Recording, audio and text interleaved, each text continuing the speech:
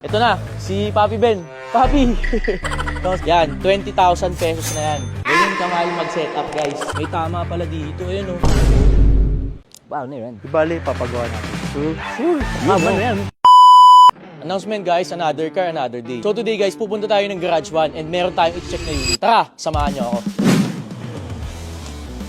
So guys, check natin yung binibenta nilang unit. Andito nga pala tayo, guys, sa Garage 1. Mukhang ipapauwi na sa atin. Tara, Papi! Aso na si Papi Ben. So guys, pasok muna tayo doon sa loob. Ayun, oh, mga auto nila dito, ang popogi. Oh. So guys, dito nga pala sa Garage 1 is shop sila ng mga 86 BRZ. Ito na, si Papi Ben. Papi! Kamusta? Good afternoon. Balita bro, pa-fast break nyo na daw yung ano. Oo, para siyempre, kung pa. Ayan, si Papi Ben tsaka si Papi Jello, sila yung owner ng Garage 1. Mga quality parts ng 86, BRZ, Subaru, FJ, Jimny. everything. So, ayun Papi, kaya ako nandito kasi mag-i-inquire ako dun sa ipa-fast break mo na yun. Itong Subaru WRX, Papi, kakakuha-kuha lang din namin. So, sure ball, walang problema kasi kami rin nagbuo yan. Sige, check natin.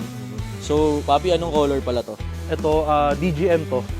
Gray siya. Dark gray metallic. Original naman to, Original paint to. Papi. Ang pogi, oh. Tapos, facelifted na rin ata ito. 2018 to, so yung bumper is facelifted na talaga siya. And then, naka-retrofit na yung headlight, pati yung fog light, projector na siya. Kasi yung stock pangit, mahina yung buga.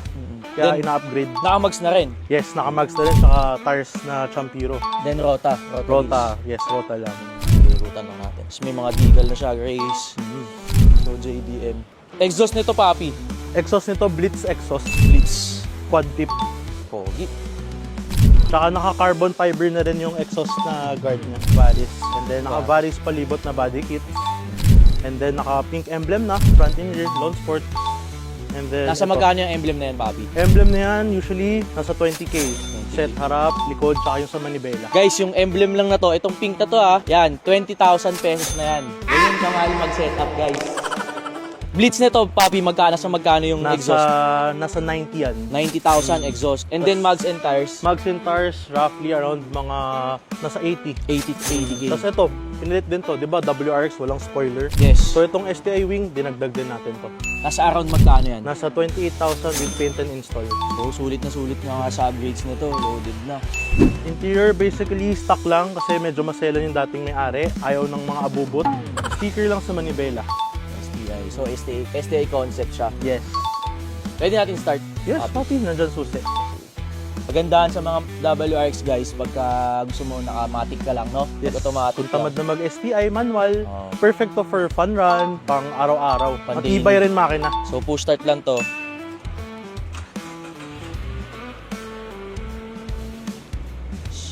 Even though naka-exhaust, Papi, hindi siya ganun kaingay, no? Oo, para hindi ka mabuisit. Di ba minsan pag sobrang ingay, sakit sa tenga pag biyahe. Pero basic sound lang siya. Yes. Okay, sound check natin, bro.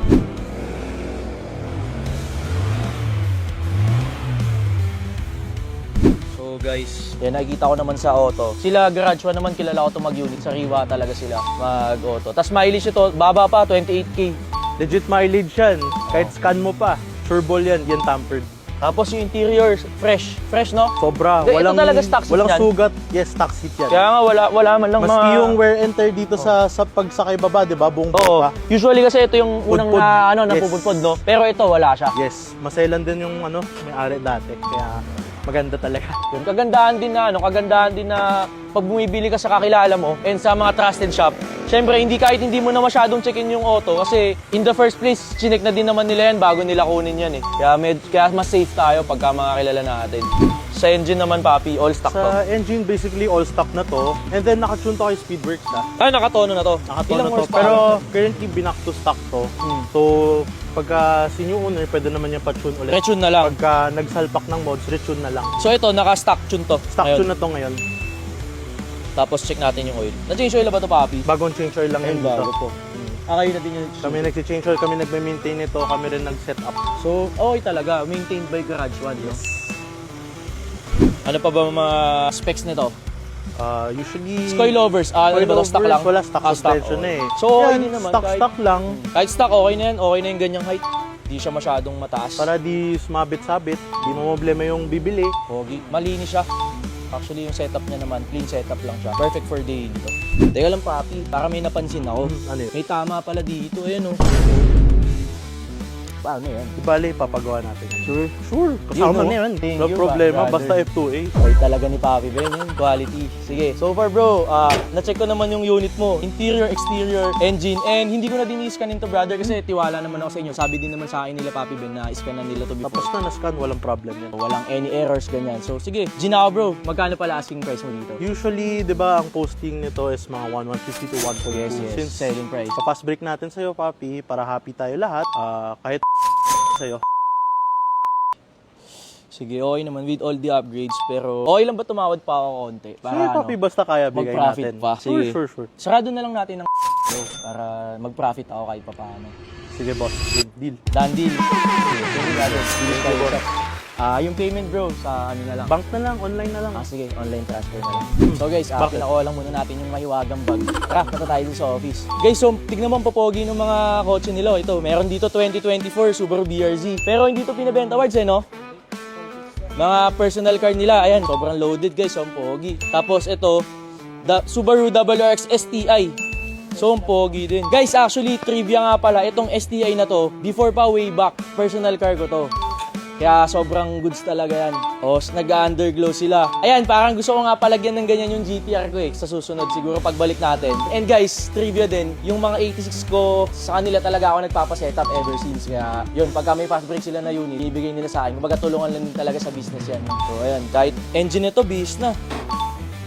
Stock lang, boss. Solid oh. Stock lang.